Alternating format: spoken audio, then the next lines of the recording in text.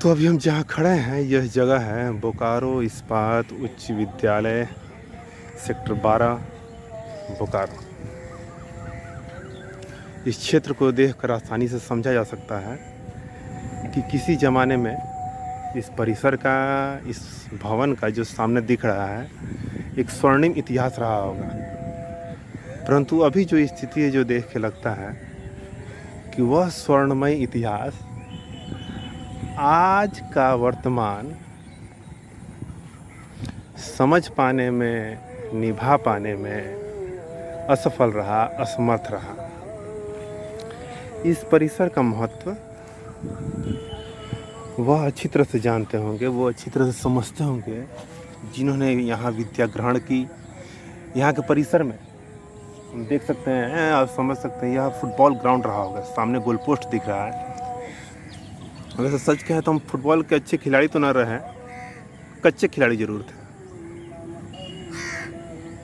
तो बात यही है, दुख इसी बात का है कि अपने स्वर्णिम काल में इसने न जाने कितने विद्यार्थियों को अपने परिसर में, अपने ज्ञान भवन में बुद्धि दी, विवेक दिया, समझ दी, अवधारणा दी कि वो चीज़ों को समझ सकें, बातों को जान सकें, समाज में अपने दायित्व को समझ सकें और अपना दायित्व निभा सकें। वैसे परिसर को आज क्या मिला?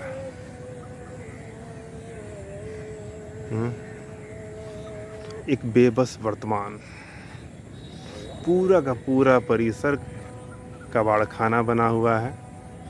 कोई देखने वाला नहीं, समझने वाला नहीं। यह हमने देखा कि वो जो सामने भवन दिख रहा है, हम दिखाना चाहेंगे, यह जो क्षेत्र, यह जो मुख्य द्वार है, यहाँ लिखा हुआ था बोकारो इस्पात उच्च विद्यालय।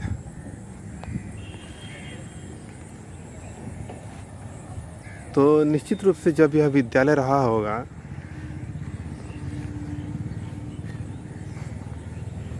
जाने कितने विद्यार्थियों, संभावनाओं को इसने जन्म दिया, उनका पोषण किया।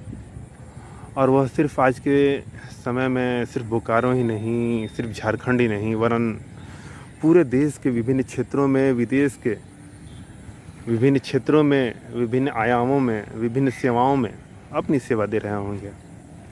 और यह आज क्या बन चुका है? खंडहर, एक जीता जागता खंडहर। क्योंकि इसे उस तरह से व्यवस्थित रखा नहीं गया। यह व्यवस्थित है, इसका स्वर्णमय इतिहास है, तो वह है सिर्फ हमारी यादों में, उन विद्यार्थियों की यादों में जिन्होंने यहाँ पे अपनी पढ़ाई पूरी की, यहाँ के आसपास रहने वाले व्यक्तियों, निवासियों की यादों में, जो इसे याद करके बताते हैं कि हाँ, यह क्षेत्र एक सशक्त क्षेत्र रहा होगा विद्यार्थियों के लिए, संभावनाओं के लिए।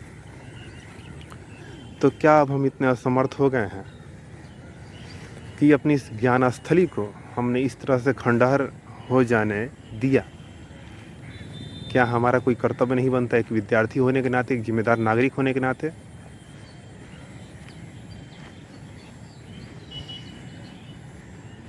व्यवस्थाएं आती रहेंगी, जाती रहेंगी। अब उसे हम सरकार का नाम दे दें, कोई समिति या संस्था का नाम दे दें, यह कैसे पोषित कर पाती हैं इतना एक शानदार, गौरवमयी इतिहास लिए हुए यह शानदार भवन, इसका शानदार परिसर। मेरी दाएं तरफ कुछ बच्चे यहाँ पे बैठ के, बच्चे नहीं कहेंगे, वयस्क कहेंगे, बूढ़े कहेंगे, ताश खेल रहे हैं।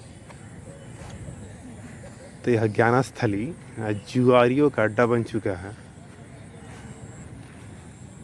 तो हमने इसे इसी स्थिति में लाके छोड़ा है। क्या कहा जाए?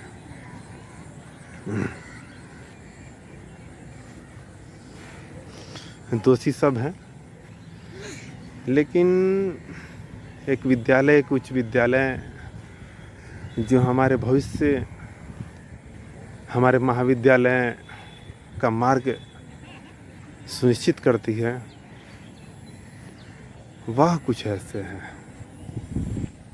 दुखदाई है एक राज्य के लिए, हमारे एक नागरिक होने के नाते, एक विद्यार्थी होने के नाते दुखदाई है।